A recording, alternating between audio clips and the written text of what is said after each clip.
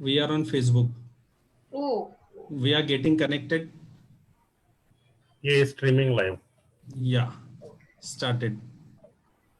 Just wait.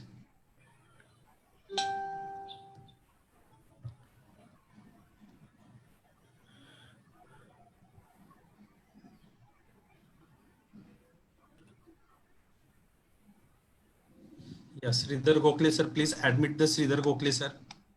He's not there, sir. He's not Yes, there. yes, I yes. have admitted. Admit. Already admitted. Okay. Just wait now. Yes, Sridhar Balakrishna Gokhale, sir. Is there.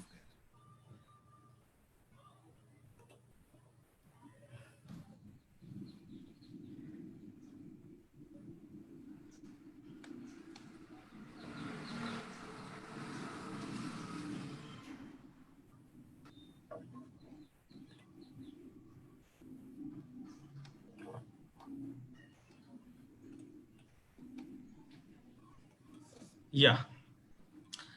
Entire Maharashtra English Language Teacher Association welcomes you all. Entire Maharashtra English Language Teacher is non-commercial, non-political, and non-commercial association. The mission of entire Maharashtra English Language Teachers Association is to make Maharashtra educational hub of English language teaching learning practices. And the vision is continuous professional development of the teachers of English in Maharashtra. Entire Maharashtra English Language Teacher Association is the association of the teachers, for the teachers, and by the teachers. Today's webinar, the entire Maharashtra English Language Teacher Association organizes today's webinar in collaboration with eMELTA, English Language Teachers Association of India, Pune chapter, and Dr. Z.N. Patil is the president of eMELTA Pune chapter. I welcome Dr. Z.N. Patil and Dr. Gokhale for this webinar. At the same time, I welcome Dr. Umesh Pradhan, the former convener of SSC board and coordinator of the HSC board.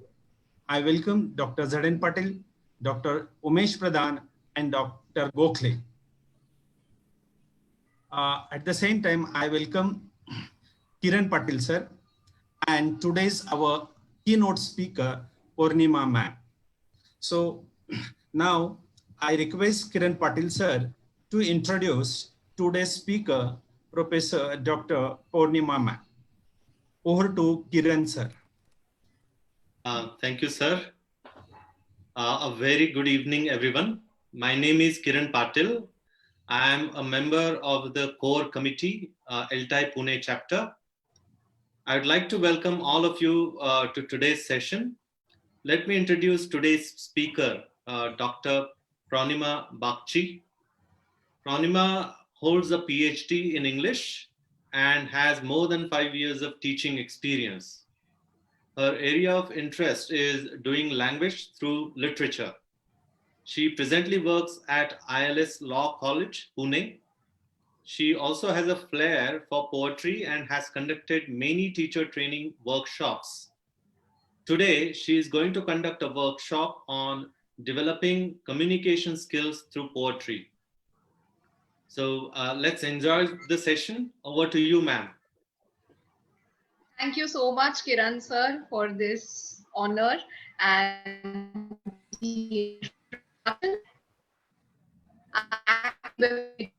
just to test the few technical aspects so that we have a seamless interaction. Mahajan sir, if you could just tell me that my screen is being shared. Yeah, ma'am. Yeah, you can share. Just a minute. Yes.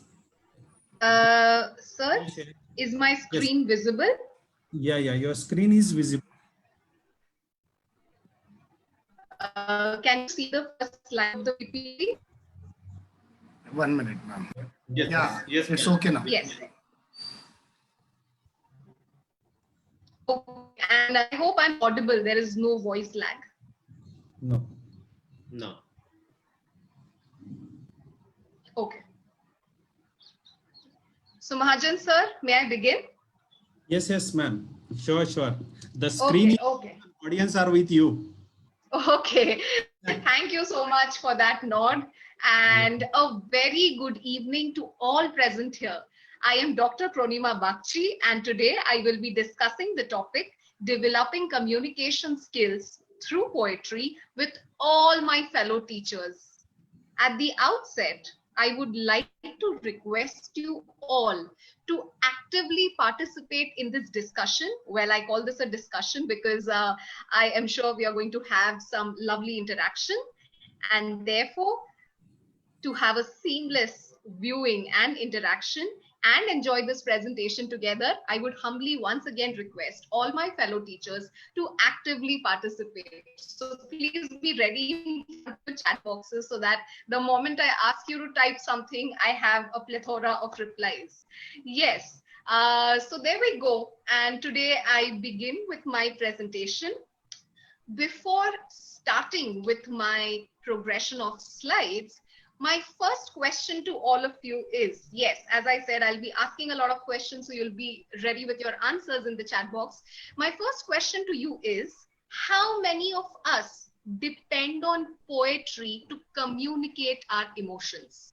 How many of us depend on poetry to communicate our emotions? Well, I would say I definitely do. I'm the first person, so I will type a yes in the chat box and I'll say I do. Okay. Yes, Hemant, Farheen, Chandrakant, Sanjay, Swambhu. Oh my God. Thank you, teachers. Thank you so much. I am still getting a lot of replies, and this shows that a lot of us depend on poetry to communicate our emotions. My next question is, do you think poems can express feelings powerfully and precisely? Of course, we all know that poems express emotions very powerfully, but do you think they can express emotions also precisely?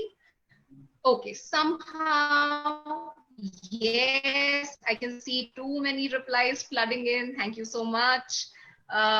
Okay, of course, yeah. Yes, so Rajendra, Shweta, Sanjay, yes, to a great extent. Okay, so maybe some feel to some extent and some feel to a great extent, which is absolutely fine. And with this, I will actually now move on to the next slide, which talks about the amalgamation of poetry and communication. As Robert Frost once mentioned, poetry begins in delight and ends in wisdom. I would like to say that poetry is indeed one of the most versatile forms of literature because the musicality of the form enhances the listening skills. Poetry has an inbuilt communicative capacity which actually impels the learners to speak better. The patterns in poetry compel the listeners to read the poems with a discerning eye. And the composition of poems ignites readers' imagination and enriches communication skills through creative writing as well. This is how we can see that poetry helps in developing all four language skills. As we all know, the four language skills are LSRW. That is listening, speaking, reading, and writing. This is how we can actually get a benefit of developing all four language skills and of course vocabulary and grammar as well through poetry. As we know that poems are original, poems are aesthetic, but to create an apt language learning situation through poetry, it's important to structure the lesson into these three levels, as you can see in front of your screen. The first is pre-teaching, then we have the teaching, that is the actual teaching, and then the post-teaching methods. Of course, along with this, what is also important is to filter the activities to give the best experience to our learners, because we all know that our classrooms are heterogeneous in nature. There are students with mixed abilities. The strength of the classroom also has to be considered. So what suits the best for which situation is something which a teacher has to decide. Now, to demonstrate this model, I have selected 3 poems from the secondary section of the SSC board. And now I would like to begin with the first poem. But before we look at the text, let me again ask you a few questions. So my first question is, how many of you like bird watching? How many of you like bird watching? Oh yeah, me, Rupali, Sandeep, I like, nice, interesting. Jyoti, Priyanka, Sanju, Nirmala, Rajendra, Chandrasekhar, Himmat, oh my God, which means I think majority of us present in today's meeting love bird watching. Now can I ask you the next question? Where do you go? Where do you go to watch birds? Do you have a specific place, or do you go to a garden?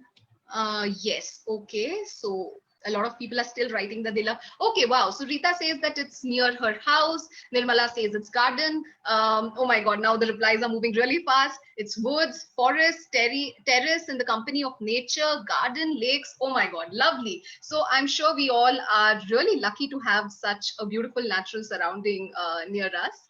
Now let me ask you a personal question.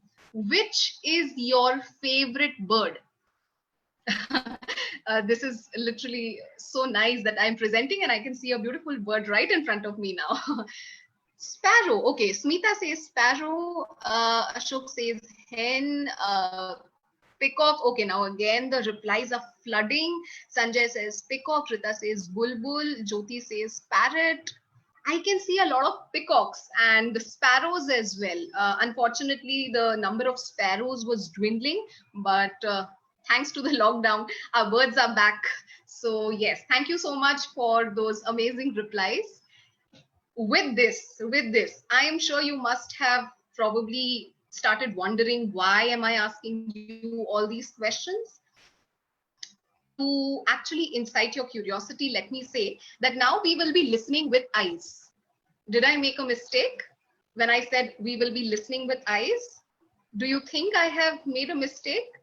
Okay, then well, let me say that it is a deliberate mistake. We will actually, oh yes, Smita, thank you so much. Shweta, thank you so much. You all are right in guessing that I have not made a mistake. I deliberately have said that we will now be listening with eyes. And to give you all a first-hand experience of what listening with eyes is, let's go ahead and experience the first text for today. The poem is Eagle, and I will actually have the listening with eyes with you all. He clasps the crag with crooked hands, close to the sun in lonely lands. Ringed with the azure world he stands. The wrinkled sea beneath him crawls. He watches from his mountain walls, and like a thunderbolt, he falls. So yes, this is the first text that we just had. It's a very short poem, and when I was incorporating this model during my PhD, this poem was a part of the 8th standard SSC board, and it's a very interesting poem. So I am sure you must have now guessed why those pre-reading questions were asked to you all. That was just to develop some kind of an atmosphere, to make you all feel curious that, are we going to see a bird in front of us? Yes, we did actually see, we listened with our eyes. And now I will be actually drawing your attention to a very important grammatical category. This slide mentions beneath him crawls. So friends, what do you think?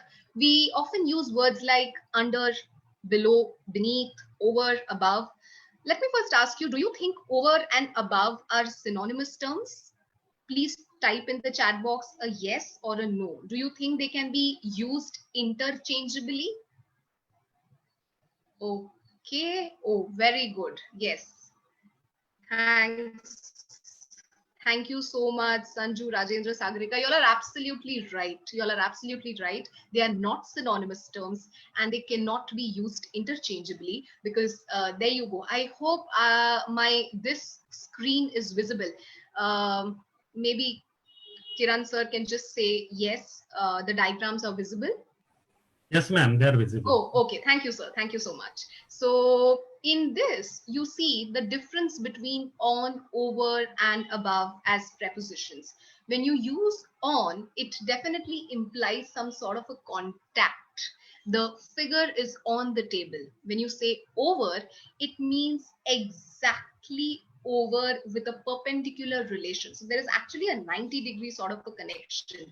If the fan is exactly over my head, I can say the fan is over my head. But when it comes to above, it doesn't imply any kind of a perpendicular relation. It can mean anywhere. So right now I can see two birds flying above. They are there in the sky. And these are the nuances, the differences between the prepositions. Similarly with below and under. For over, you have the antonym under, and for above, you have the antonym below or beneath. And that's how we say beneath. The wrinkled sea beneath him crawls. This is how, maybe through poetry, this is just one example, but this is how through poems you can actually explain grammatical concepts, and you can in fact represent them in a very mathematical way so that students get more interested to see how language and maths can collaborate. Right. So there are a few words that I would like to discuss with you all. The first reading that we saw was listening with eyes. Now, the second reading that has already begun is actually some kind of a visualization. Now, there's no time, but in the class for a second reading, what you can ask your learners to do is close your eyes, visualize the poem. So the teacher reads out the poem again for the second time, and the learners start visualizing after these pictures. They'll already have a plethora of images coming in their mind. Now, for the third reading, which has maybe started, we have started discussing grammar, synonyms, antonyms, and I would like to give you a few more examples. So the first word is clasp. As you can see, clasp. Can you quickly type in the chat box another word for the word clasp? What does clasp mean? What does clasp mean? Clasp. Any guesses? Okay, clutch. Thank you, Shweta. Very much. Hold. Excellent, Smita. Hold tightly. Very good. And I'm getting very nice answers. As you'll have rightly guessed, clasp means to grasp, grab, or hold tightly. Now, you can also see crag. C-R-A-G. Crag. What does crag mean? Can you type a word in the chat box? What does crag mean? Maybe deciphering from the picture that is there in front of you. Crag. He clasps the crag. The crag. What is the crag? Oh, excellent. Piece of rock or maybe a branch. Okay, just hold or snatch. Well, crag actually means a rough surface or a rocky patch. So, but of course, yeah, a lot of people are saying a wooden log as it is seen in the picture, but any rough surface. And now I would like to ask that there is a word lonely. Of course, for lonely, the immediate antonym would be crowded. What is the opposite of lonely? Crowded. But can you give me synonyms, similar words for the word lonely? If a place is lonely, how can we express it in a different way? Thank you so much. Isolated, alienated, very good. Can we say deserted? See, I have got words from you all and I have not suggested the words at all. So thank you so much for these amazing replies. I would also now like to draw your attention to this aspect where it mentions the wrinkled sea beneath him crawls. Now, do we ever think of the sea crawling, or do we ever imagine the sea to have wrinkles? Not really. But then over here, if we are trying to give human qualities to these objects, the figure of speech is personification. And this is how we can also discuss figures of speech during the third reading. Instead of beginning the class with such technical aspects, maybe after we have discussed these mild things, we can come to more serious technical aspects like figures of speech. Wrinkled sea crawling is an example of personification. And this figure of speech, I would ask you all, and like a thunderbolt, he falls. Which is this figure of speech? And like a thunderbolt, he falls. There is a comparison, my friends. Okay, I can see the chat box again filled with simile, which is exactly the right answer.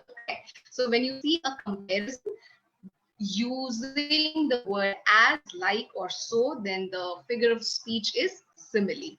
Right. So with this, I will now in fact depict an image which should make you all guess something. Let me reduce the size. Okay, so I hope you can see this eagle.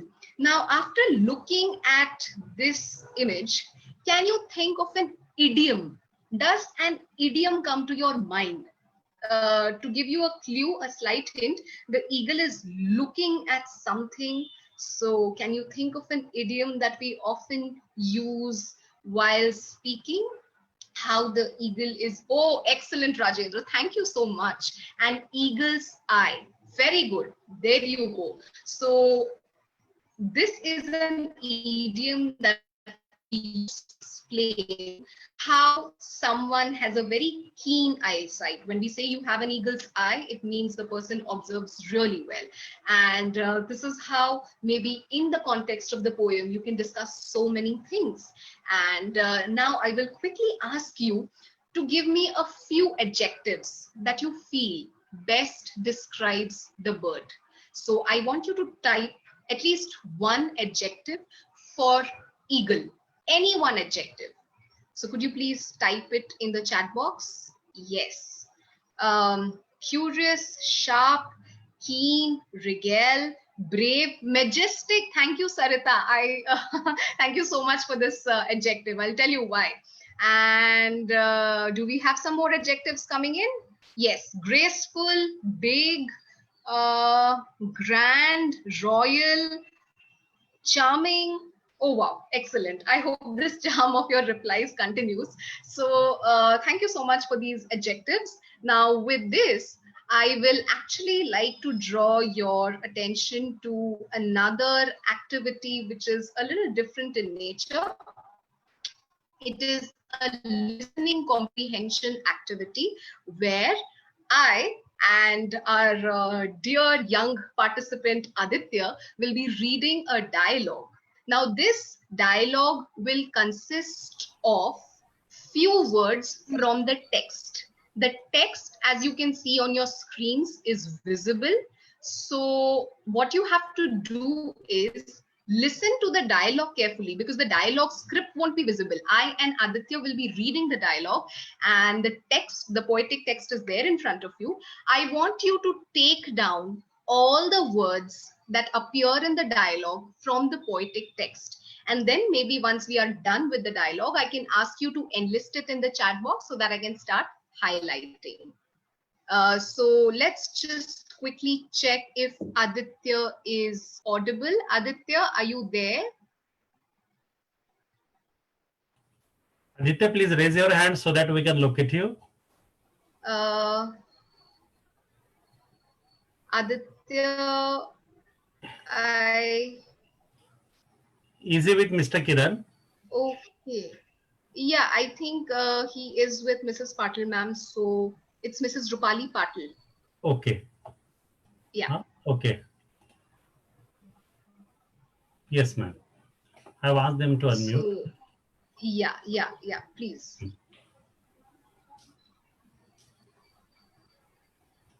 Okay, I am just checking the chat box and I'm really amazed to have so many adjectives collected. Unique, powerful, king-like. That's a wonderful adjective. Noble and wow, I'm seeing many more coming in. Thank you so much. See, I mean, in just a matter of 2 minutes, we have collected so many words and adjectives just through the poem. Aditya, are you there? Is he connected? Yes, ma'am. It's Mrs. Rupali Patil, no? Right. Yeah. Aditya. Okay, so I think Kiran sir has to be made a co-host. If you can kindly make Kiran sir the co-host, Sir, I think he's then we'll muted. be He's able to- muted. Now it's Yeah, okay. can you hear me now? Yes. Okay, Great. okay. Now we can start Okay, off. yeah, now we can see Aditya. So Yes. let me just quickly recap. This is a listening comprehension activity. Aditya and I will be reading a script in which you will have to locate a few words from the poetic text, which is there in front of your screen. So Aditya, are you ready? Yes, Manna. Yes, great. Let's start. Please start, Aditya. Wow, what a lovely bird. Yes, Aditya, it looks magnificent like a mountain. Did you notice that the bird's hands are crooked? Ha ha ha! They appear so because the bird clasps the wooden log. I see that the bird is looking at something intensely. Do you think so? Interesting observation, Aditya. This bird has a very sharp eyesight, and that's why when someone observes something keenly, you call that person to have an eagle's eye. I love this bird, but I think it's little lonely. It is standing against an azure blue sky, which gives the bird an amazing company. Look, it is crashing like a thunderbolt. Yes, looks like it is going to catch its prey.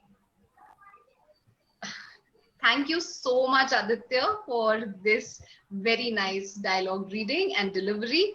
I will now request the participants to kindly enlist the words that you have found in the listening comprehension and write in the chat box. Okay, so Thunderbolt, very good. Thunderbolt, I am highlighting it. Then there is Loki, correct. Very good. Then there is Azure. Thank you so much. There is crooked and clasp. Very good. Very good. Thank you. There is crooked and clasps. And of course, there is mountain as well. Thank you so much. Eyesight is something that we had discussed in the idiom, and from there we have taken it. And azure. Now, as far as azure is concerned, you might wonder what is this word? Well, azure means bright blue, cloudless sky. And therefore, in the dialogue, I mentioned that even if it looks lonely, it is set against an azure background, which means the bright blue sky is giving a very good company to the bird. So I feel such kind of activities where you help the learners relate to the text better, makes them understand the words, and also discuss vocabulary in a way which also helps them enhance their listening comprehension. Over here, you had to listen carefully. Only then you could relate to the words. And Sarita ma'am, thank you for the word magnificent, because that was the word which was taken in the dialogue. So in the classroom, what teachers could do is write all the adjectives on the board and then ask students to develop such a conversation. Maybe it can be an extempore conversation where they come up with dialogues on the spot, or they can be given time to come up with a script and use a few words from the text, and the class should be asked to underline the words that come from the text. is one activity which I'm sure will help the learners to enjoy text. Now, of course, moving to the next slide, which gives very important information. It says poems help develop productive skills. Now, what do we mean by productive skills? There are two kinds of skills if you try and categorize LSRW in two ways. One is receptive skills and the other is productive skills. Now, what do we mean by receptive skills? Listening and reading are receptive skills because you're receiving information. Speaking and writing are productive skills because you are producing something new. And poetry definitely enhances all four language skills, but it majorly helps in developing the productive skills, which are speaking and writing. Now, what you see in front of your screen is an acronym. What is an acronym? When you take first letter of every word to form a new word, we call it an acronym. So in front of your screen, you have a very beautiful description of poetry, Poetry, and you can read the description for yourselves. I won't read it for you all. But before we start the second text, I have a small homework. Now, because time is short and we are running short of time, I won't really ask you to type it in the chat. But if you can see the word document in front of you, I have typed Republic Day in a vertical order. So your homework, yes, even teachers need to do some homework. So your homework is to substitute one word for every letter of the word. So maybe for R, you might write something. For E, you might write something. And you can go on and have one word for Republic Day in the context of Republic Day, of course. To just give you a quick example, I can help you all with the day part, that is the last part. So for D, you can write diversity. For A, you can write anniversary of our constitution. For Y, you can write youth or young India. Let me quickly check the chat box because again, I think I can see too many replies coming in. Yes.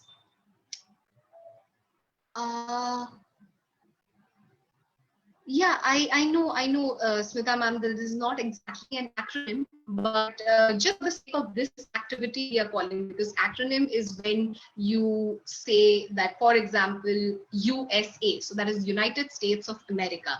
We are just trying to have this dummy acronym so that you can substitute one word for every letter and try and develop a concept of Republic Day in this way.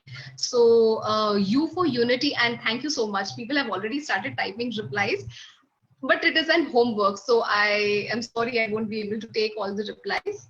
And moving to the next now, I will request Rade sir or Savan sir to unmute a few teachers who would volunteer to speak. So Yes, the task is, I am actually asking a few teachers to say a few words on the title Unity in Diversity. Unity in Diversity. Now, this is a GD topic. It's a group discussion topic in the class. You will obviously divide your class into groups of 4, 5. Maybe a teacher can raise his or her hand, and Rade sir or Savan sir can unmute. I think Mr. Mukesh Pawar has raised his hand. So we can unmute him, and Rajendra Manekar from Pune.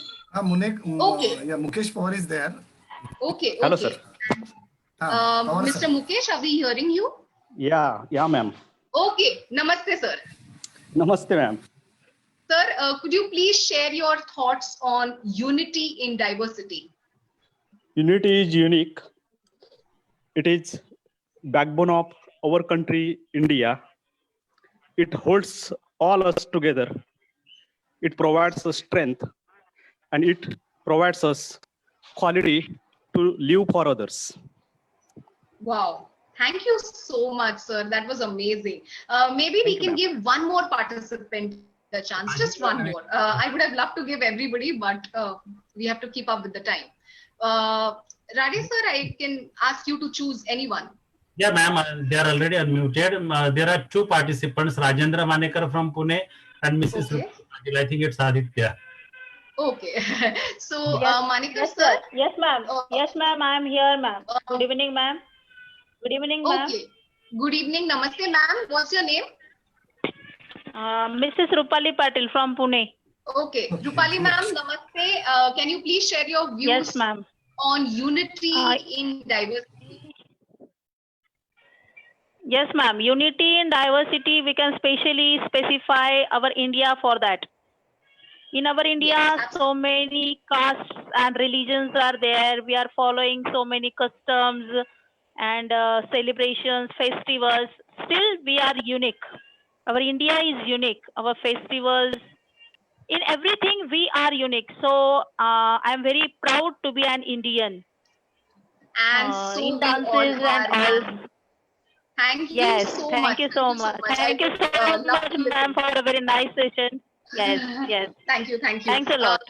Yeah, you're most welcome, ma'am. So I have typed the small topic given to you all, and as we all heard two very brilliant replies from our fellow teachers, they have given a few expressions for unity in diversity. This is how you can divide the class into groups of 4 or 5, ask them to brainstorm and have a group discussion on a certain topic before you start the text, so that it builds some kind of a context and the learners are curious to know what the text is all about. With this, let me also quickly say that your textbooks are also designed so well that you sometimes have pre-reading questions for poetry. Maybe for poetry, my only complaint is for post-reading, you don't have a lot of activities after the poems in the textbook. And that's where we will have to work a little more. But for pre-reading, sometimes you have very interesting activities. For this poem, one of the activities mentioned the different forms of government: democracy, monarchy, dictatorship. I'll again write it here: democracy, monarchy, and dictatorship. Now, with this, you can ask pairs, like 2 students sitting together, just have some kind of a discussion and write what are the differences in these forms of government and enlist a few points. With this, I think now we have seen how willingness to communicate, I think this is something that we experience live. So many participants were willing to communicate, but due to paucity of time, we were probably not able to give all of you a chance. But this willingness to communicate really helps them to understand the poem better. And we have already done that. With this, I would now go ahead with another round of listening with eyes for the next poem, which is Salute to Our Day by Harindranath Chattopadhyay.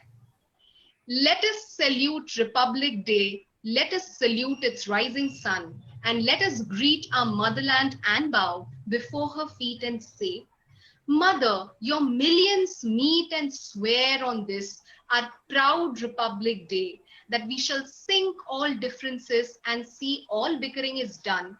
We shall arise to dream like one, to toil like one, to build like one. O Mother, teach our hands to bear the lamp of peace your hands have borne through centuries of stress and strife.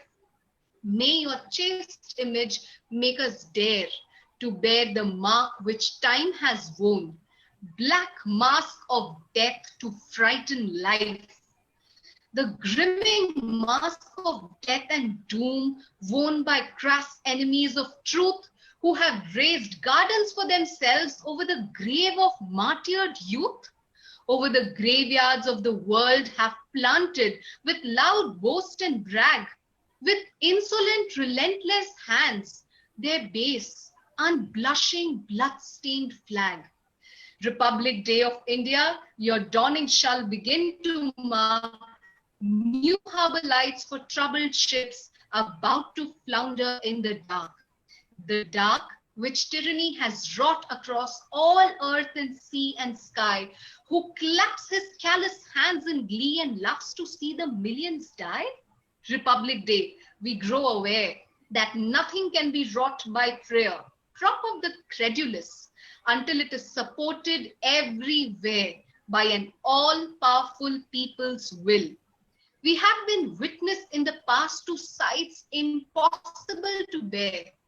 Famine and drought and dread and doom continue still to spread the gloom of humans turned to skeletons, to shrivel bags of naked bones, who have not even strength to vent their suffering through sobs and groans.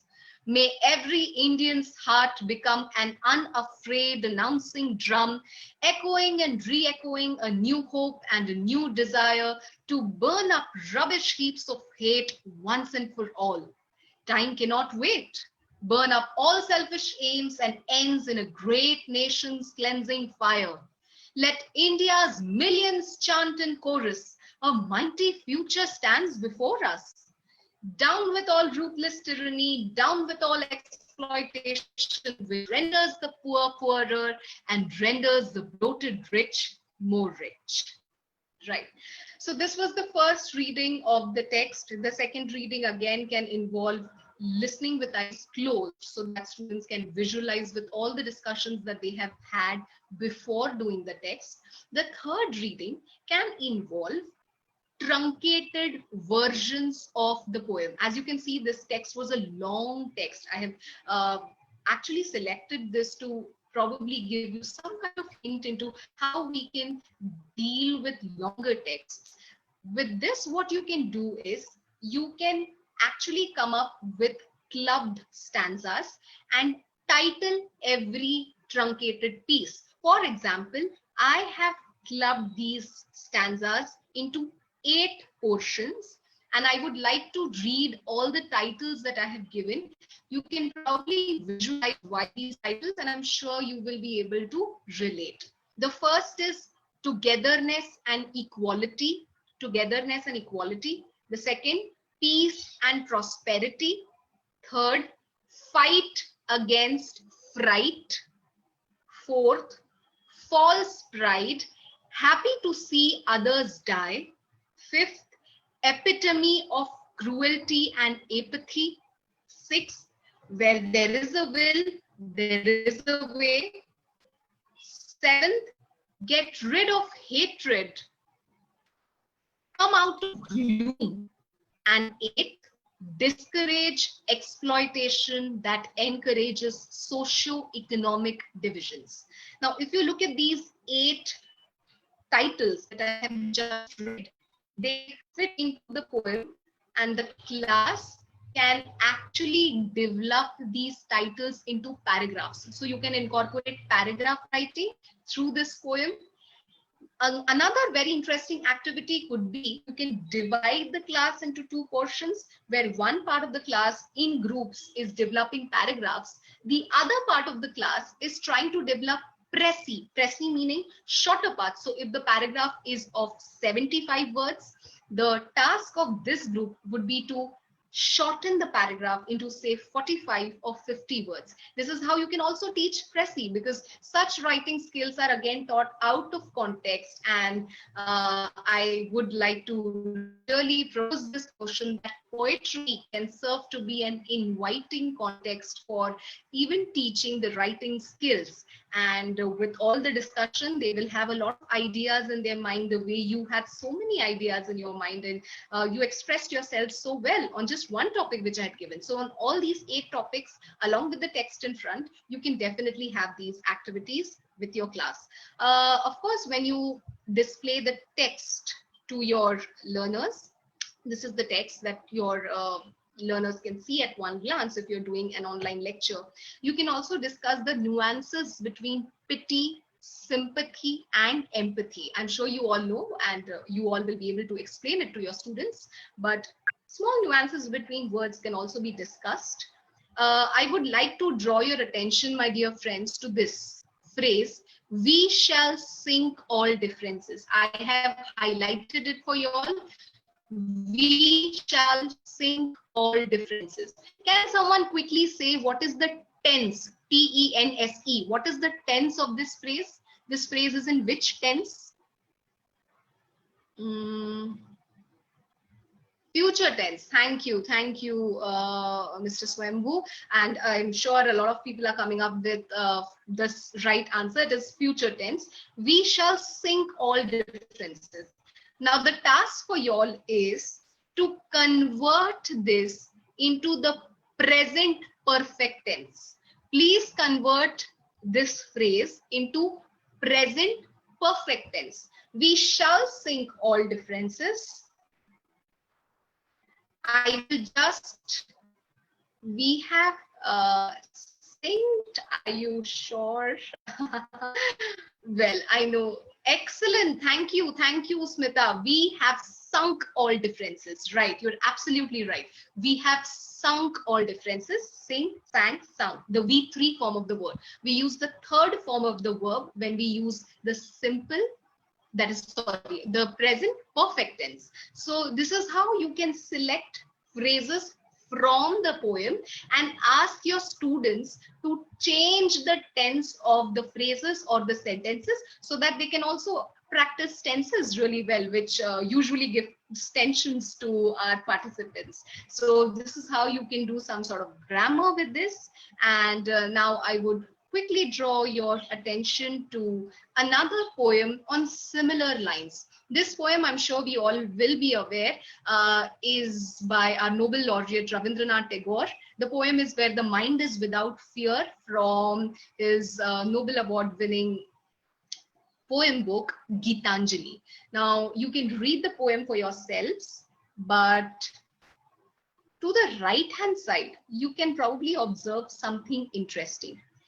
This is an example of shape poetry, where the mind is without fear has been actually depicted in that shape. So if you look at the diagram carefully, so to your left hand side, you can observe the text. To your right hand side, you can see the poem written in the form of where the mind is without fear. So the lines are actually going out of the mind fearlessly to depict the poem in a very graphical format, in a very visual format. You can also have this activity with your students, that is shape poetry. Now, based on this, of course, with 10th standard students, because they are expected to have some higher order thinking skills, you can ask the students to compare and contrast the two poems, Republic Day, Salute to Our Day, and Where the Mind is Without Fear. For some students who would like to have some creative prowess, for them you can give shape poetry, and this is what I had done. And one of the students from the 10th standard brilliantly depicted the poem. I had asked the students to come up with a shape poetry for our Indian tricolor, Tiranga. I had given them 4 prompts. The words were tribute, hope, millions, and tricolor. I had given these 4 words to my students, and one of the students from 10th standard, I'll first minimize the screen so that you can see it at one glance. I had asked them to come up with shape poetry for Independence Day. I hope you can see this in one glance. Now I will maximize it for you so that you all can read with me. The poem is written in the shape of the tricolor. Let me read it for you all. We celebrate Independence Day. To soldiers tribute we pay. Agony, sacrifice, hope, and ray for millions later. So this is nothing but a creation by one of the students, and they enjoyed doing shape poetry. I'm sure you can also try this with your students. Now, before we move to the next poem, the last activity regarding this that I can ask you all, of course, we don't have time, otherwise I would have loved to take a few responses, is you can ask your students to compose an alternate ending for the text. Let me show the text. The text ends here. Down with all ruthless tyranny, down with all exploitation, which renders the poor poorer and renders the bloated rich more rich. You can ask your students to substitute another ending for this poem. So instead of these 2 lines, they can come up with their own 2 lines, or you can ask your students to add 2 more lines to this poem to have some kind of an optimistic ending. And you can actually have students come in groups, collaborate, and they can compose the poem or 2 lines or a new stanza in groups and add it here. So this is how you can discuss longer poems in different ways. Well, now moving to another important concept. This is one that I had incorporated for the study. As you can see, this is ACT-FEL model, the American Council on the Teaching of Foreign Languages. This model actually believes that the one who is doing more is learning more. And as you can understand, that communication is a cluster of skills. It's not just LSRW, grammar and vocab. It is more than that. You have being assertive, you have persuasion, you have accepting feedback, you have negotiation. So how do you teach all this? Through the 4 C's. 4 C's: cultures, connections, comparisons, communities. These 4 C's lay the foundation of communication, and through interpretive, presentational and interpersonal mode of learning, you can develop your activities. This is indeed one of the best models for doing language through literature. And with this, we finally move to the last text for today. That is the 3rd poem. And the 3rd poem, before we start that, let me also say how the lead-in questions play a very important role. Now, what are lead-in questions? Let me quickly give you a demonstration. Okay, so this is the first image that you can see. Can you please type one word that comes to your mind after looking at this image? So yes, I'm waiting for your responses and the chat box is already flooding. Okay. Joy, splash, rainy day, blast, enjoy. Thank you so much. Now I will show another picture. What comes to your mind after looking at this picture? Satisfaction, bliss, fun, all lovely rain, enjoying. Teachers, please note, I'm not using my own words. These are words that our dear friends are typing in the chat box. Childhood days, sailing boats, eagerness, memories, excitement. Oh my God, now I am excited and I'm really excited. I wish we can continue, but again, time. So thank you so much for your replies. You might now wonder that which poem are we going to do next? So the lead-in questions, the pictures that have prompted as lead-in questions have helped you all to maybe guess that the poem could be related to monsoon. So let me start with the listening with eyes component for our 3rd text. Please listen to the poem carefully. After the poem reading ends, I will ask you to guess the title of the poem. There we start. When storm clouds rumble in the sky and June showers come down, the moist east wind comes marching over the heath to blow its bagpipes among the bamboos. The crowds of flowers come out of a sudden from nobody knows where and dance upon the grass in wild glee. Mother, I really think the flowers go to school underground. They do their lessons with doors shut. And if they want to come out to play before it is time, their master makes them stand in a corner. When the rains come, they have their holidays. Branches clash together in the forest and the leaves rustle in the wild wind. The thunderclouds clap their giant hands and the flower children rush out in dresses of pink and yellow and white. Do you know, Mother, their home is in the sky where the stars are? Haven't you seen how eager they are to get there? Don't you know why they are in such a hurry? Of course, I can guess to whom they raise their arms. They have their mother, as I have my own. Right. So again, I can see too many responses waiting in the chat box. Thank you so much, dear teachers. You all have already written that it is Rabindranath Tagore's poem, The Flower School. But if you were to think from the student's perspective, and if the students do not know which poem is this, the title has not been revealed. Can you, I'm so happy even before telling the activity, teachers have guessed what I meant. So teachers have started writing exceptionally good titles. So can you guess and come up with a fancy title? So few teachers have written rain, rain, rain everywhere, flowers, life, the flower, lovely.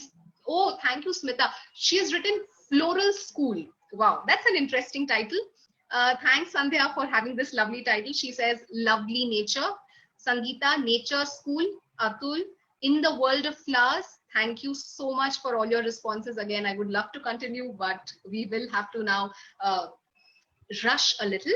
So with this, you can definitely not disclose the title in the beginning and have some suspense building. And before it is, time when students start thinking that poetry is difficult, this is the best way to make students realize that no, doing poetry is not difficult. It's fun. You can have such activities to help them come out of that phobia, verse phobia, that is fear of poetry, and let them enjoy. Now with this poem, what you can do is discuss lexical sets. What are lexical sets? Let me display it in front of you all. Now these are a few lexical sets, that is word groups. And what is the activity? The teacher gives 3 words. The teacher gives 3 words, random 3 words in the context of the poem. And students are asked to collect as many words as possible from the poetic text associated with the given word. So for example, the word is seasons. I had given 3 words, as you can see on the screen: seasons, school, and trees. Now for seasons, students collected so many words from the poem. For trees, students collected so many words from the poem which are associated, and similarly for school. So these are how lexical sets help students build their associations, concepts, relations. And to quickly try this with you all, with my dear teachers, I will give you a word: happiness. The word is happiness. Let me type it in the chat box. HAPPINESS. So I have typed it in the chat box where, just a minute, I think, yeah. I'll type it again for everyone. The word is happiness. What you have to do is develop a lexical set for the word happiness, collect words from the poem which is there in front of your screen, and write it in the chat box that you best associate with happiness. So can you please write it in the chat box? Yes. Enjoyment, celebration. Teachers, please ensure that the words have to be from the poem, the poetic text which is there in front of you. Wild glee, thank you Sagrika ma'am so much. Yes, wild glee is one word. Dance, thank you Sarika ma'am, Priyanka ma'am. Holiday, Swambhu sir. Holidays again, Sanjay sir. Flower, of course, you might be happy after seeing a flower. Rajendra sir, play. Fareen ma'am, June showers, thank you. Oh wow. So the lexical set is, I think, a big hit with not just the students but also the teachers. This is how you can develop word graphs, lexical sets, to explain the poem to your students. Now I'll not go into the details of micro interpretation or macro interpretation of this poem, but again I will now just request Mahajan sir or Rade sir for the last time to unmute at least one teacher and ask him or her to give his or her interpretation of the poem. So I think Sujata ma'am, okay, not Sujata ma'am, maybe somebody else. Can you please raise your hand if you want to? Okay, Sanju sir. Sanju sir wants to share his comments. Sanju sir? Yeah, Sanju sir, can you please give your interpretation? What madam. poem means to you? Sanju sir, please. It is the children's feeling about this flower, means about the school. Okay. Children, school flowers are going to school underground, and when they have holiday, or as when school get over, as children are very eager to meet their mother. So the flowers are so eager to meet their mother. That kind of description is that is my understanding from that. Thank you so much, sir. Thank you. Thank you for giving me the chance to express my view. Thank you, madam. Thank you very much. And your session is excellent. Thank you so much, sir. So I think this is how we can ask students to come up with their interpretations, and poetry is all about multiplicity, as many interpretations, as many meanings. And you can also discuss onomatopoeic words. And what are onomatopoeic words? Which actually make sounds. So words like clapping, then clasping, and maybe rustle, clash, all these words can be highlighted to discuss onomatopoeia as a figure of speech. Also, finally, I think I have so many activities, but I'll have to now curtail. I'll literally now limit myself to the last activity for today's session, which I would definitely like to discuss with you. If you look at the poem's ending, the last few lines, there are a couple of questions asked. Do you know, mother?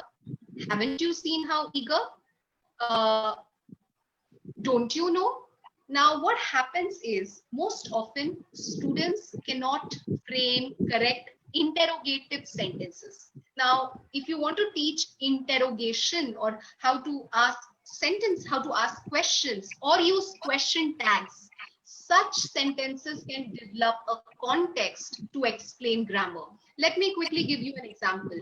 For example, you select the phrase, do you know? And just throw it. You don't have to take the poem. Just throw it to the class and ask the class to complete the question. Do you know?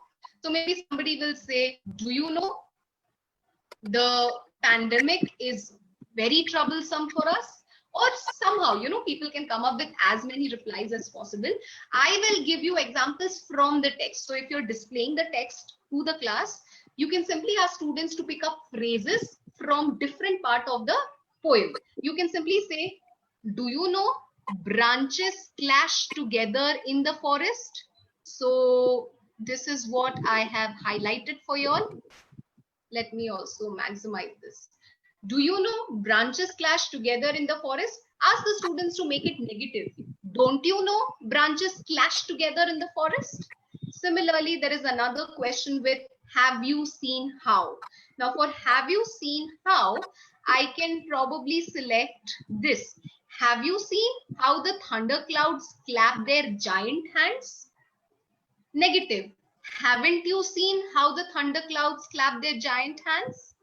There is one last kind of question with did you? Now, did you see? I will select a phrase, let's say this. Did you see crowds of flowers come out of sudden? Or you can also select a phrase with this.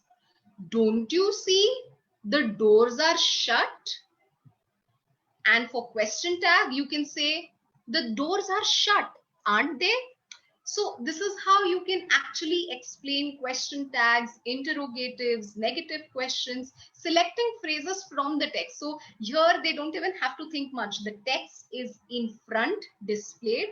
The grammar explanation also happens, and poetry serves the best context for learning such kind of interpretations and grammatical exercises. Finally, one last point that I would like to make is communication and poetry is not an end product.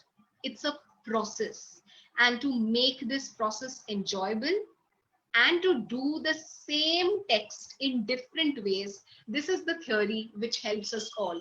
It is the multiple intelligences theory by Howard Gardner, who talks about 7 to 8 kinds of intelligences.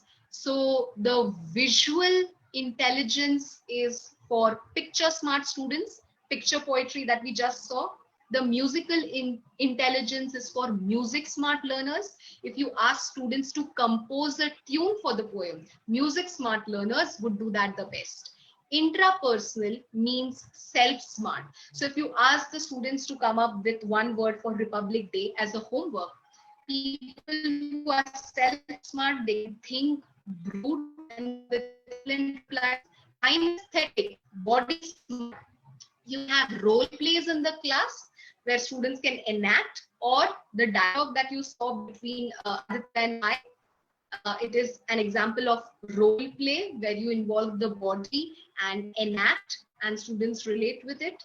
Interpersonal, people smart, those who love to talk, give them group discussions, ask them to comment in groups, give them composition in group, let them compose poems in groups of 4 and 5 and discuss together.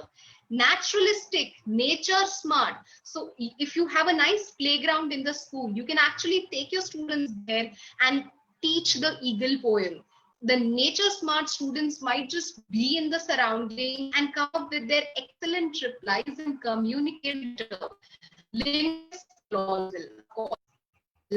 smart and smart. Whatever grammar exercises, vocabulary exercises we did will be best for language. We did the last poem, the Lexical Set, that can be good for the number smart learners because they are trying to associate. This is how you try and give something for everybody. Therefore, let me just simply suggest one last fill in the blank activity for the chat box. The sentence is, poetry seems to me more dash than intellectual. I think I should type it for you all, and I want you to fill in this blank. Please fill in blank.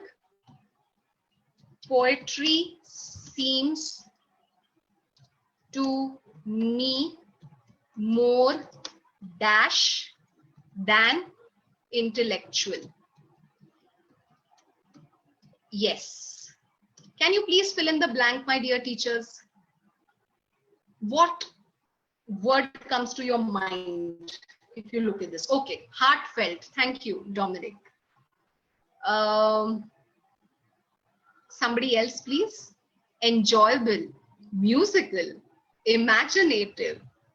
Okay, appealing. Thank you so much. Thank you. Passionate, of course, realistic, and again, flood of replies. So this is where F.C. Horwood had said, poetry seems to me more physical, P-H-Y-S-I-C-A-L, more physical than intellectual, when he was reading A.E. Houseman's lyrics, because what he experienced was all these poems appealing in a very physical form. You see it with your eyes, you can touch the poetry, you can listen to the poetry, you can enact the poetry, and you can do so much. So it is a physical form, and something that is so free flowing and a continuous process needs attention.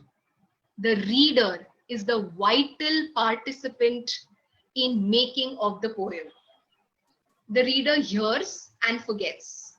The listener sees and remembers, but the student and the learner does and understands.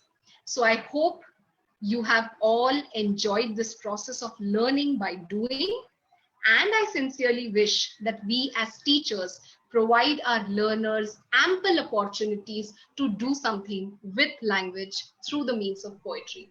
Thank you so much. And I am open for questions and discussion, and I'm sorry for actually exceeding time. Thank you, Pronema ma'am. It was really a wonderful session, full of activities, interaction. Now I request Dr. Zhadan Patil, the president of ELTI Pune chapter, to come in on the session the presentation of Pronema ma'am. Dr. Zharin Patil. So before that, Pronema ma'am, could you please stop sharing your screen? Oh, sure. Thank you so much. Thank you. Yeah. Yes. Yeah. Dr. Zharin Patil, sir. Ready, sir?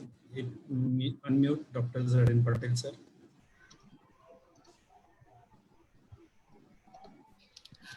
Hello.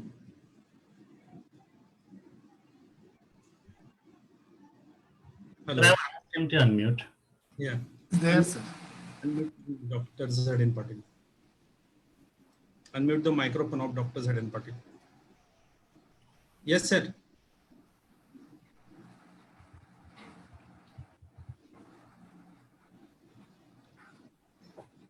There is microphone is not, he's not connected with mic, I guess.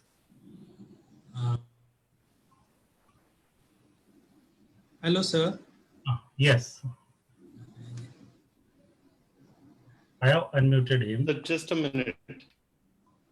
There may be some connectivity problem. Yes. Wait. Yes, now he is there, sir. Yeah. Hello? Hello? Yeah, sir. Can you hear me? Yeah, Yes, sir. sir. Clearly. Yes. Yeah, because the host had muted me. I couldn't unmute myself. Okay, sir. We have done it. At your video also. Hello. Sir. Yeah. Start your video to. Okay. Yeah. Can you see me now? No, sir. Not yet. See me now? No, sir. Your video is not started. Aditya. Hey, just a minute, sir. I'll ask him to. Yeah. You can do that.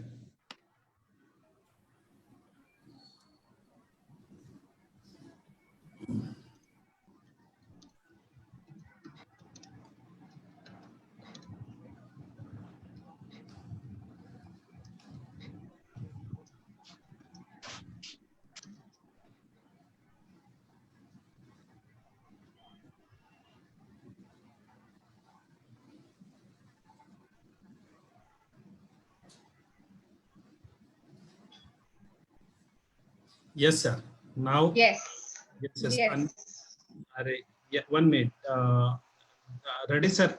Unmute the microphone of Dr. Zharin Patil. It's unmuted. No. He's. Okay. Sir. Dr. Zharin Patil, sir. Please unmute your microphone. Yeah. 1 minute. Yeah. Ready, sir. Yes, sir. Now we. Can you hear me now? Yes, Can you sir. hear me now? So we can see you and hear you. Yes, sir. Can you hear me now? Yes, sir. Okay, because I want some feedback from the other side. I want to know whether you are able to hear me or see me or not. Yes, Everything, we sir. can. We can see you. We can hear you very clearly. Okay, so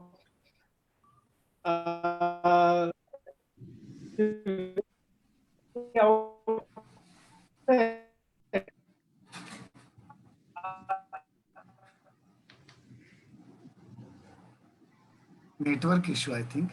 I think there is network problem. let me say a word or two about the session. I must congratulate.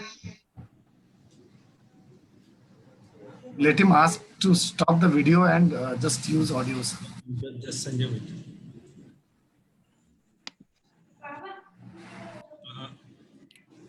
Just a minute, sir. Just give me a minute. Okay. Yeah. Yes, sir.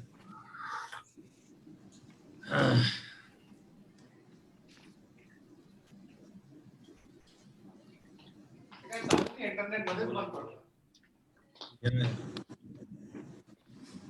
Yes. Hello. Yeah. Yes, sir. Hello. Adjust your right now. Yeah, absolutely Better. right. Audible. Now it's okay. I'm sorry, there was some connectivity problem. Yes, sir. Can you hear me? Yes, sir. can hear you and see as well. Hello, sir, can you hear us? Yes, yes, yes, yes, sir. Yes, yes.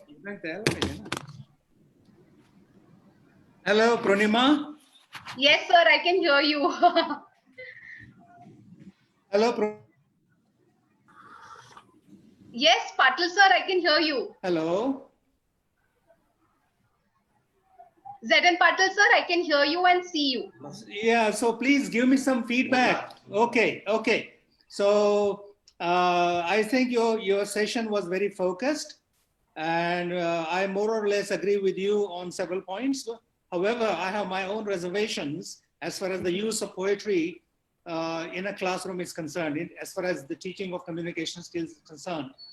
You know, it is said, let me first say, I have 2 to 3 points to make. One, whatever you said about the use of poetry can be said about the use of one-act plays or short stories or essays.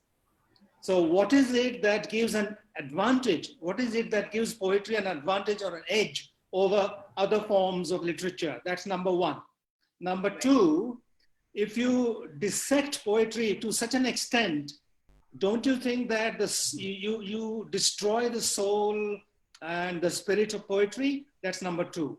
And number three, it is said that drama is to be performed, drama is to be witnessed and seen on the stage in a theater, and poetry is to be recited and enjoyed. So what do you think about these points? One, whatever was said by you about the use of poetry is applicable to short stories, essays, one-act plays.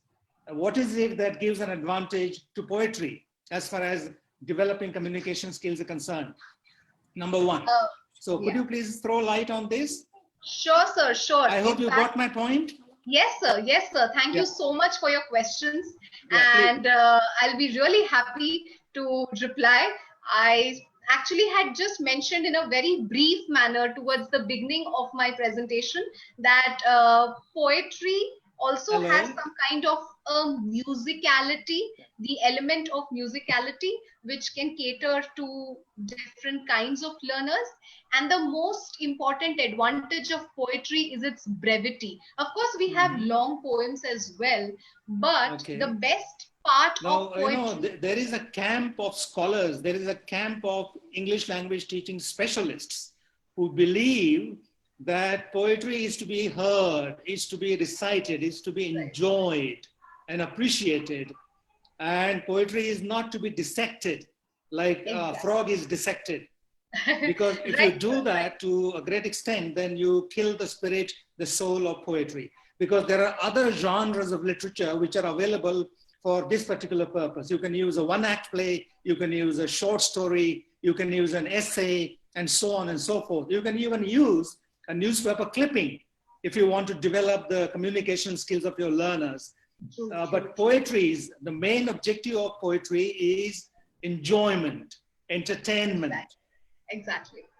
So, exactly, sir. Yeah. So, sir, in this regard, I would like to say that number one, there is some kind of a verse phobia, which I had mentioned in my presentation. So that is the most important thing that we should help our learners to come out of, because they feel that poetry is something which should not be done.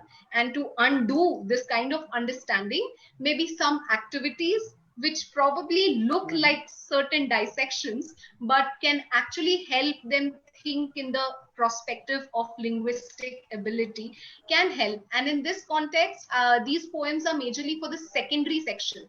Now for the secondary section, sir, that's why the 3 readings, where reading 1 is pure enjoyment, that is listening with maybe eyes, pictures. Reading 2 is entertainment. Hello? Hello? Am I audible, sir? Yeah, yeah. And the other point that I made was that that drama is to be performed, is to be enacted, is to be seen, witnessed on a stage in a theater, right? In the same way, poetry is to be recited. Why is it important for teachers of English or for teachers of any language for that matter to recite a poem and not read it? What are the advantages of recitation over reading? the musicality aspect, the rhyme, the rhythm, the alliteration, and the symphony that builds through recitation helps learners to understand words, do vocabulary, and also at the subconscious level have some kind of a grammatical experience in a creative form. So I feel this is my answer, sir. Oh, Hello. yeah. Yeah, sir. Yeah. Yes, sir. So if I were in your place, Pronema, Yes, sir. if I were in your place, I would recite at least a stanza or two and demonstrate to the teachers that poetry is to be read aloud, is to be recited, is to be heard, right? And enjoyed for the music, for the melody, and for the rhythm that it carries with it, right? Right, sir. Because the students already have prose, you know, they have, I suppose, Sabra, please correct me if I'm wrong. I think the book has some short stories, some one-act plays, and some essays, right? Yeah. Yeah. So you can exploit these other resources like essays and short stories and one-act plays and so on and so forth for the purpose, for that particular purpose of developing communication skills. Right. Let them enjoy the music. Let them enjoy and experience and feel the melody, the rhythm of poetry. Sure, Because sure. if you sir. use everything for language teaching, then the fun of it is lost. Exactly. The That's why, very sir, this purpose, the was very just a spirit of the demonstration. Yeah. And they can use it for different literature genres to explore and exploit, as you rightly said. And this was just a small demonstration, a humble attempt from poetry. It can be done for, as you said, short story and essays as well. Thank you. Yeah. Thank you very much. Yeah, but I enjoyed the session. It was very good. It was very good. Thank you, Dr. Zhaden, the president of L-Type Pune chapter. Now I request Dr. Sridhar Gokhale, sir. Thank you so much. It's a request to Dr. Sridhar Gokhale, sir, to give the comment on the presentations. Hello, can you hear me? Yeah. Yes, Yes, sir. sir. Yes, sir. Can you see me? No, sir. No. Just one moment.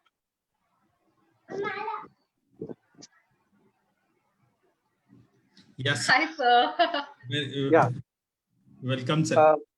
I think this was one of the greatest sessions I've ever attended. Okay. I believe that Thank you a good so teacher, much, sir. I believe a good teacher is a magician, and Pronema, you are a magician par excellence. Oh my God. Thank you, sir. That means a lot. About the point Dr. Zhaden Patil raised just a few minutes ago, I'd like to say that Pronema doesn't intend this to be the only way of teaching poetry. This is in addition to all the appreciation, all the enjoyment of poetry, all the traditional ways of teaching. I think this is an addition and this doesn't exclude the enjoyment of poetry. So I think that in fact, any kind of text can be used effectively to teach different communication skills. And I have seen that students who participate in such classes, Pronema's classes, they enjoy the poem, they enjoy these different language activities. And I think this is a very, very effective way of teaching poetry. This is what I feel. Thank you, sir. Thank you very much. We feel honored to see you here. It's my pleasure. Okay, now I request Dr. Pradhan. Yeah, sir, unmute your microphone, please. Ready, sir? Unmute. Yeah, sir. Yes. Am I audible? Yes, sir. Audible, visible. So, Purnima ma'am, it was really a treat today for all the teachers who have attended this today's session. Thank you. I feel that you have given the different techniques of dealing with the poetry. Well, I agree to some extent with Dr. Zhaden Patil, and also agree with Dr. Gokhale sir, who is my teacher. So he had taught me when I was in college.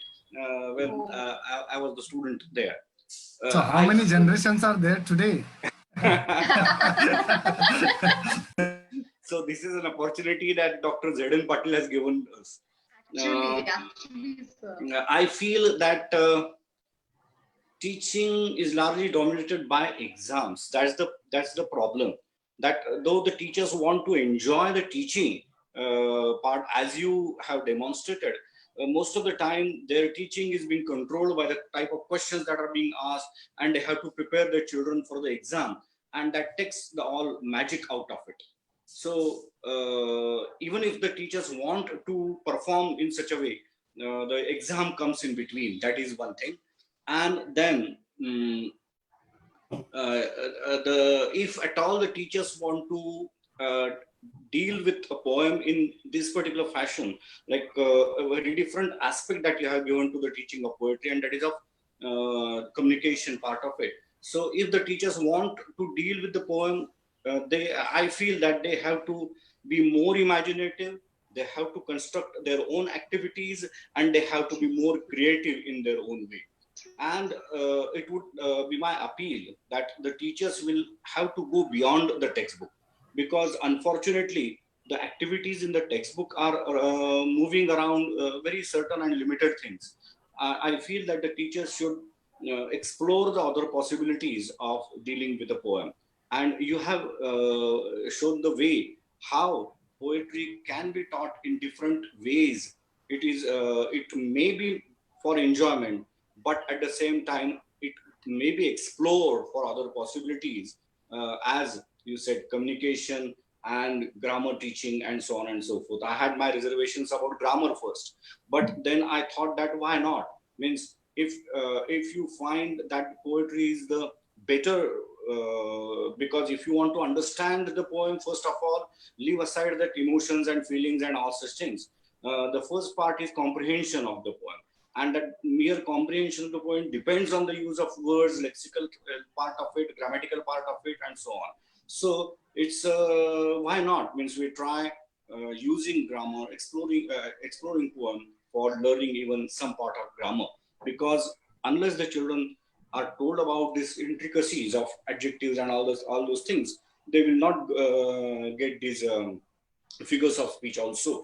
We can't directly jump to figure of speech unless the children are told about this.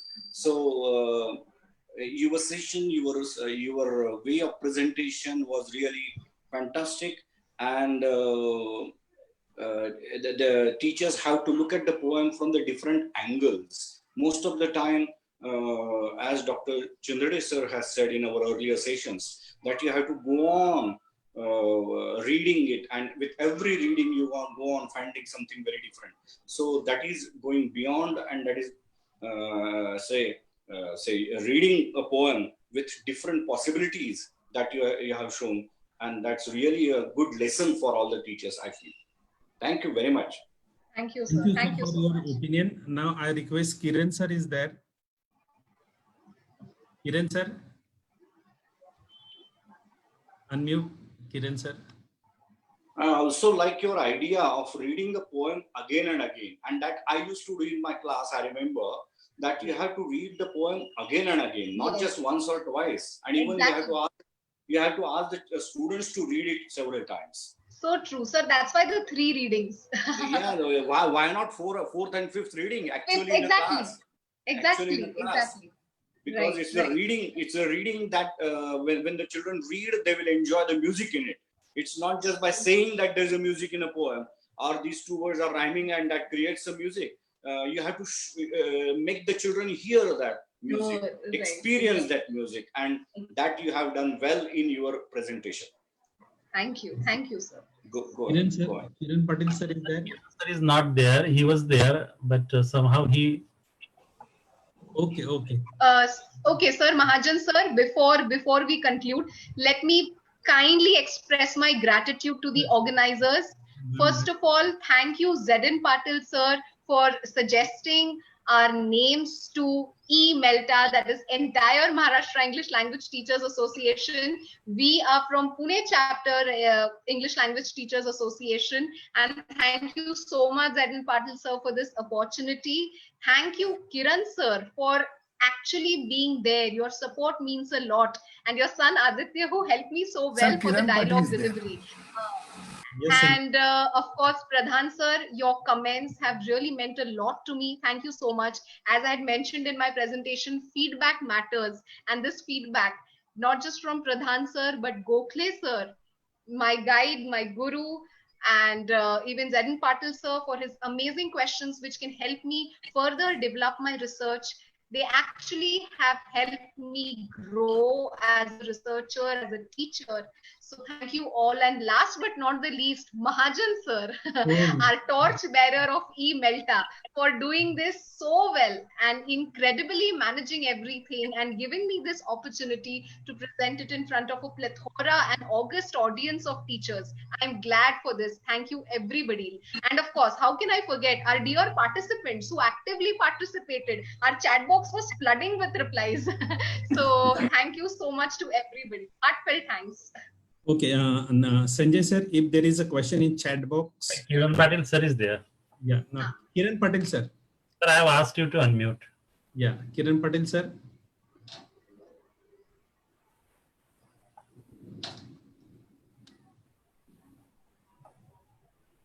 Yeah, unmute him.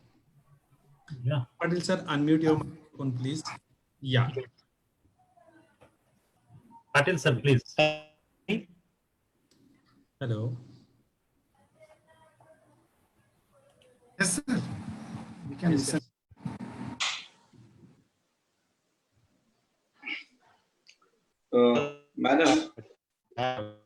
Madam, hello. Yes. Before he gets connected on the connectivity problem, I would just like to know that using so many illustrations and photos and pictures, is it not hampering the very use of words, because the poetry is use of words, and when if the poetical words fail to create that image, then perhaps the pictures, illustrations are the hindrances. So what's your opinion about this? So true, sir. Actually, we can also consider this picture poetry to be some kind of a hindrance. But sir, as I would like to draw your attention, this is secondary section. It's a classroom of 50, 60. The poetry class coming somewhere towards the end where students are probably in a hurry to rush out. And because I have incorporated these models in 5 different schools of Maharashtra, I have kind of had some generalization that what is the mindset of the students. So our task as teachers, the first task is to let the students get involved in the text and to let them involve and get excited about what is happening. A few picture descriptions, because nowadays, sir, today's generation is a picture generation. They are more with images. They want to swipe images. They want to click snapshots and selfies. So if you show them pictures, they suddenly feel, oh my God, there's something interesting. That's why the second reading, sir, where you ask students to visualize with eyes closed. That is where the teacher recites and the students develop their own imaginative capacity. Yeah, so sometimes, I think, of course, sir, as you rightly said, yeah.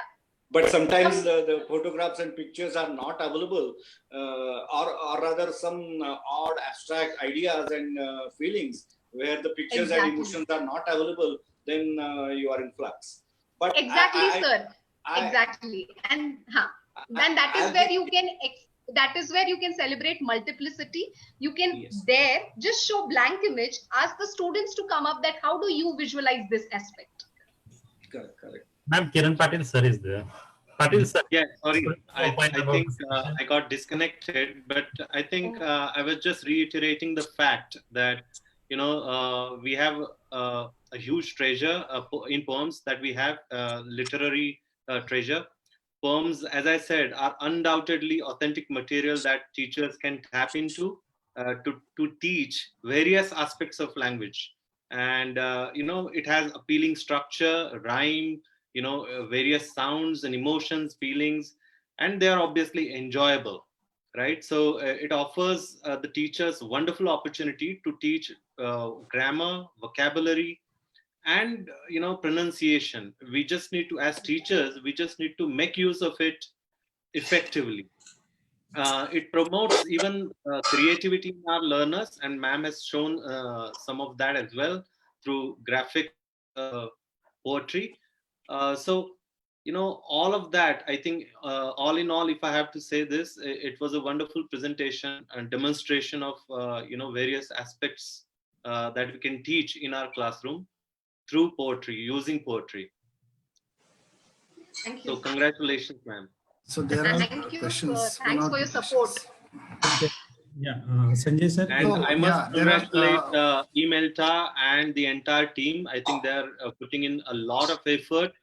So Thank you so much. congratulations to the entire team, eMELTA team, as well as ELTAI Pune chapter. Yes. There are two questions there, sir. Yes, Savan sir. Yes. Yeah, one question is there by Sandeep Maholkar. He asks, what precautions should we take while dealing with poetry as a communicative aspect? Yeah, while dealing with poetry in a communicative aspect. What precautions? Yeah. Okay.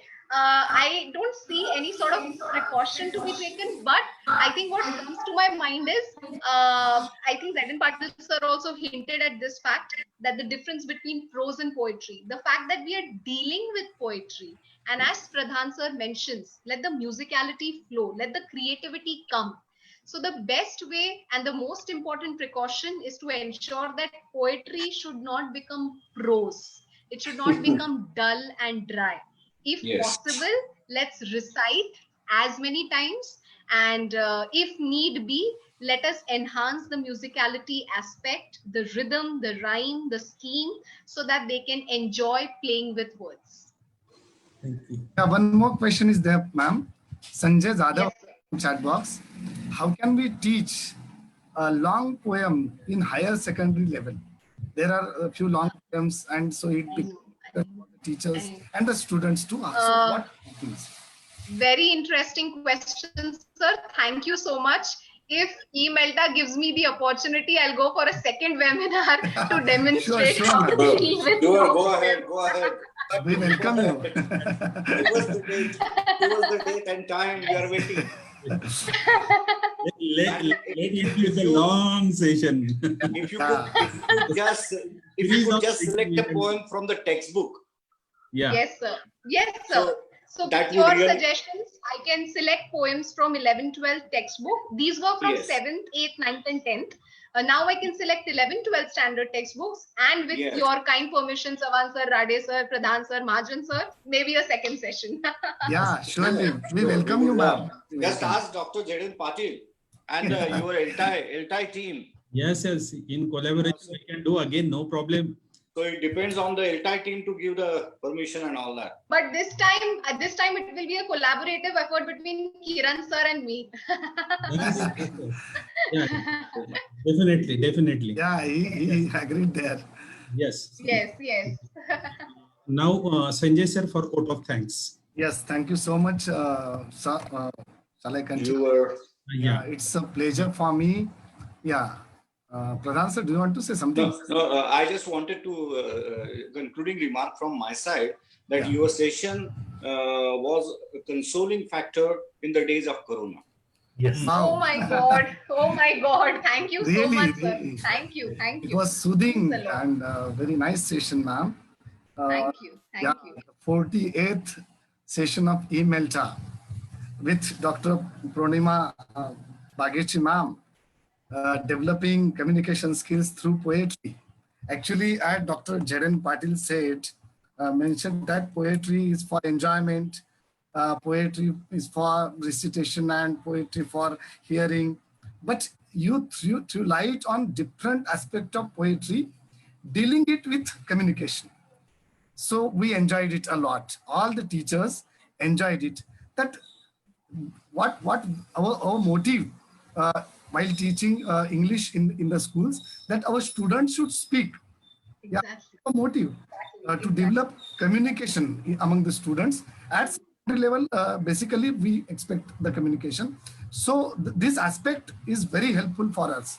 This aspect of developing, because your session was very interactive. We were experiencing a learning of poetry in a class of Pronema ma'am, very nicely. So that was really very nice session and very interactive session, ma'am. Yeah. Actually, I would like to say Pronema ma'am has eagle's eye. Oh my God. You caught everyone with your poetry session, and that was a success. As every Sanjay will be poet. Yes, I was just thinking about making a poetry. Oh my God. Sir, this so is inspired. the beauty and charm of doing poetry. We all have a poet within us. Yes. Sometimes, because we are inspired by you. Actually, poetry is our favorite. As it Wordsworth says, it is a spontaneous overflow of powerful feelings. So we are really having a very nice feelings after this session. We enjoyed the dialogue between you and Aditya. That was experience for all of us, because we felt that it is a class of students. Actually, teachers are missing their students in this Corona period, and putting a student in front of us. So that was a very nice experience. Sir, I was lucky to have Aditya. Yeah. Thank you, Kiran sir. Thank you so much. Yeah, thank you so much, because we experienced our student in front of us in this session. So that was a very nice experience for us. So as you told, that poem helps developing productive skills. That is also very catchy for us, because we should ask the students, bring the students to speak and come forward. That is very important. And you just ask the teachers to explain, and they were very interactive in all sides. They were very active in chats, and I see the reflections and feedbacks on Facebook also, and here also they are expressing their gratitude towards you. So that is a success of your session, ma'am. So you gave us a very nice session. As it is said, it is a test. It is a test that genuine poetry can communicate before it is understood. T.S. Eliot says. So we should enjoy the poem before going to its summary and its central idea. Yeah, that is very interesting. And so poet sees everything that one cannot see. So it was a very nice session. Once again, on behalf of eMELTA team, I express my humble thanks to you. And very importantly, I have to express my humble thanks to Honorable Dr. Jhaden Patil sir, President of English Language Teachers Association of India, ELTA, Pune chapter. So thank you so much, sir, for bringing Honorable Pronema ma'am on our platform for the teachers of Maharashtra. Thank you so much, Dr. Jhaden Patil sir. I also express my humble thanks to Dr. Sridhar Gokhale sir. He is there with us. So I was wondering how many teachers are there today. We are going to complete our 50th session. Yeah, this is 48th session, and a day after we will have 50th session. So on behalf of eMELTA, I welcome all. I invite all. Taking permission of our president, I invite all the dignitaries who are there today for the 50th session also. Yeah. Because it is a nice experience for all of us to have a dialogue with you. Thank you so much, Gokhale sir. And I have to express my humble thanks, humble gratitude towards Honorable Dr. Umesh Pradhan sir. He is there with us as a mentor for all these sessions. 48 sessions he is there with us. That's commendable, sir. Yeah, salute to you, sir. His energy and everything. He is the youngest person amongst us. Yeah, so true, really. So true. Yeah, he is the youngest one. Thank you so much. His happiness and energy give us boosting every day. And thank you so much, all the participants. Dominic sir is there, Dalal sir is there, and all dignitaries. Yes, sir. Thank you. Kiran sir is also there. Yeah, I have to say humble thanks to Kiran sir and Aditya also. They are watching me. Thank you so much, both of you. Yeah. Yeah, sir. It was very nice experience interacting with you, and eMELTA feels humble gratitude towards you. Thank you so much. I also express my thanks to our leader, Honorable Sahibram Mahajan sir. He has been striving hard for the teachers of Maharashtra throughout all these days, all these Corona days, because teachers are finding some space to learn something, and eMELTA provides this platform for the teachers. Thank you so much, that Sahibrao sir and Avinash Reddy sir, our treasurer, and all the eMELTA committee member, Mr. Manoj Naikwadi, our co-secretary, Mr. Ashfaq Kaji, our member, Saili Mahajan ma'am, she is there on Facebook, Mohan Kolke sir, Mahesh Dudankar sir, Nurjahan Naik ma'am, and all the participants, all the members of eMELTA. Thank you so much for your active participation. And I also express my humble thanks to all the participants who participated. The room was full right from the beginning. Thank you so much, all the participants from all corners of Maharashtra who joined us on Zoom, on Facebook and YouTube. Thank you so much all. I have to thanks on behalf of eMELTA, and I welcome you for tomorrow's session. Over to Mahajan sir. Mahajan sir. Thank you, sir. Sanjay sir, thank you very much, sir. Yeah. I once again express my vote to LTI Pune chapter. Yes. And particularly the president of LTI Pune chapter, Dr. Z.N. Patil, because when I talked with him, surely that he told that it will be better, no problem. We will provide the teachers, and now the teachers are with us, and we eMELTA committee very thankful to particularly Dr. Z.N. Patil sir and LTI Pune chapter, all the professors and their committee members. Thank you so much. Now, tomorrow again we have one more webinar, and tomorrow again from the teacher from Professor Tusharika Lime ma'am, Pune. Yes, she will talk on the grammar. Particularly the secondary teachers are particularly interested in grammar. And he will deal with the different activities, teaching chain the voice. So I request all the participants, please do attend tomorrow's webinar also. Please join us tomorrow at 11 o'clock in the morning. And the theme of tomorrow's is grammar, teaching grammar through activity, and particularly chain the voice. So yes. Thank you very much. Thank you, Purnima ma'am, Kiran sir, Z.N. Patil sir, Dr. Pradhan sir, and Gokhale sir, and all the participants. Have a wonderful day and time. Thank you. Thank you so much.